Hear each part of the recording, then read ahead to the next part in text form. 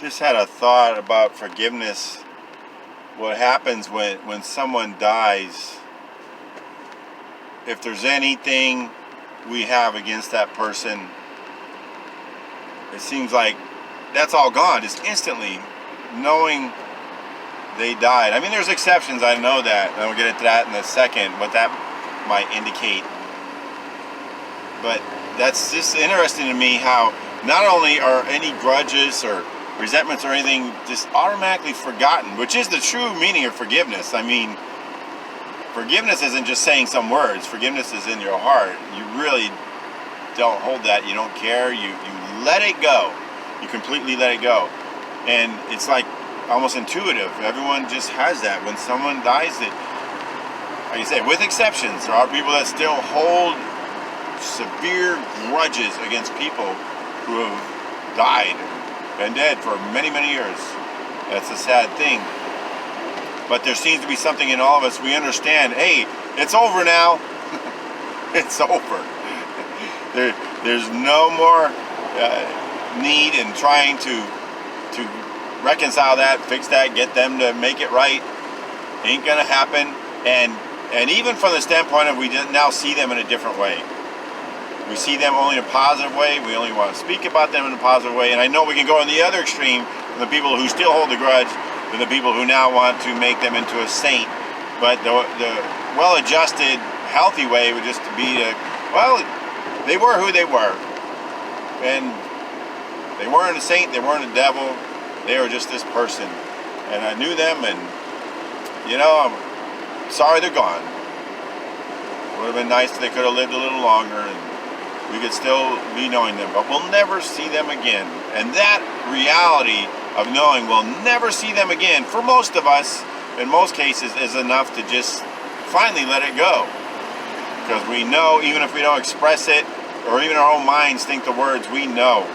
That's it. There's not going to be any more working things out with that one. And generally speaking, we accept it. And as far as when we hold grudges, I think it has to do with something that we know, but again, we don't always express it even to ourselves, but there's this intuitive thing. I think some of us do know and understand that we're forgiven by our God, and we live that way by not really holding things so hard against each other. We try to work it out the best we can, and when it's worked out the best it can be, we just let it go. Just let it go. It's not going to be fixed. But the person that can hold that grudge, it might be a sign or an indicator. Like you say, I'm not trying to judge or condemn anyone, because I have not experienced some of the worst things that can ever happen to people. I don't know what that's like. I've been hurt, as we all have, but some of the things that you hear about that are just absolutely horrific, I have not had those things, so I'm not going to judge anyone as far as that goes. People have had just things that you can't mention in polite company, as the saying goes, because it's so disturbing.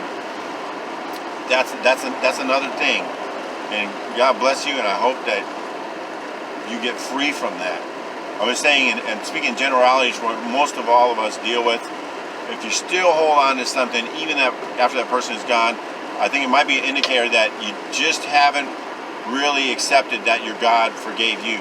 Because it goes hand in hand. Like I was talking the other day with someone about people that won't, quote unquote, forgive themselves. Well, that's a license not to forgive anyone else. If you claim not to forgive yourself, why should you forgive anyone else? Seriously. So that might be an indicator. I'm just saying, I'm just throwing it out there. It doesn't necessarily prove that. It might be that person just did something that's so awful and so beyond the pale that it would be hard to reasonably ask anyone to forgive them, to let it go. Obviously, I believe it is good to let it go, because it is kind of like that cliche, unforgiveness is like drinking poison and hoping the one you hate dies or gets sick or whatever. But that's something that we all got to work out on our own. Just know that you are loved and you are accepted, and you are forgiven, and you need it just as much as the person who hurt you. And that might be a revelation. I don't know. When I discovered that, I embraced that. I ran to that. That just made total sense to me that I need just as much forgiveness and love and acceptance as everyone who's ever hurt me. Again, it might be easy for me to say because I've been hurt, but I haven't been hurt like being in a Nazi death camp or something, just to exaggerate the point, and be tormented by some sadist with a whip and a gun or whatever some people have gone through. Or a lot of those people, it seems, have let go of it. I don't know if they really have, but let's face it, only the individual and God knows about these things if we really let go. Because I've heard people say they forgive, and I could sense in my own spirit they didn't forgive nothing. But they know they need to say the word, so they say it. But who am I to say? That's just my opinion. I might be wrong. It's just a matter of, we encourage you here to receive the love and acceptance and forgiveness your God has for you. Because if you don't get it from here, you're never going to be able to give it to anyone else because you won't have anything to give them. And I just wanted to share that because I thought it was interesting because Rush Limbaugh died recently, and a lot of people who hate him, and they don't seem to be able to stop hating him. And I even have my own little petty grievances with him, but they don't matter anything anymore because, hey, the guy's gone. Give it up. Let it go. And thanks for watching if you did. If you didn't, come back and watch. In Jesus' name, amen.